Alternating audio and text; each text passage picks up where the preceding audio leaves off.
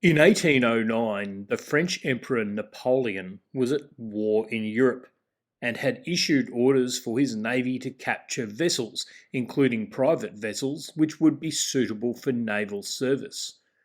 Consequently, the French navy captured a sailing schooner called the Exchange, which was owned by two Americans named McFaddon and Greetham. The following year, France and the United States were at peace, and the same vessel, now known as the Balao, put into the port of Philadelphia.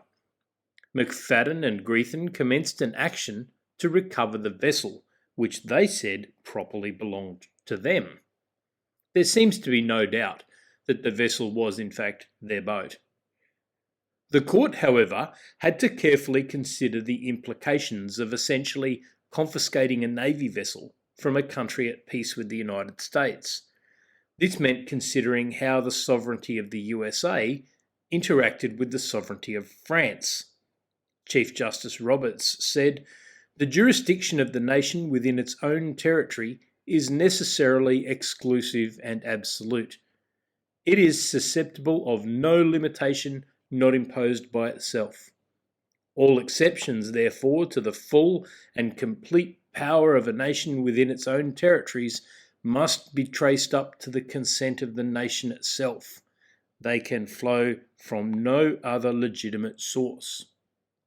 Now, of course, the vessel in this case was not within French territory, and the court extended the principle to say, this full and absolute territorial jurisdiction, being alike the attribute of every sovereign, and being incapable of conferring extraterritorial power, would not seem to contemplate foreign sovereigns nor their sovereign rights as its objects.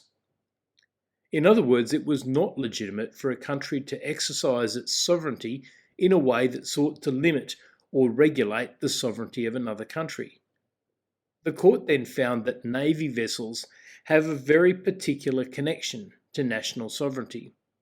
They said, "The ports of a friendly nation are considered as open to the public ships of all powers with whom it is at peace, and they are supposed to enter such ports and to remain in them while allowed to remain under the protection of the government of the place." Sadly for McFaddon and Greetham, the result was that they did not get their boat back, because such an order would have represented an impermissible interference by the United States with the sovereignty of France as expressed in its naval fleet.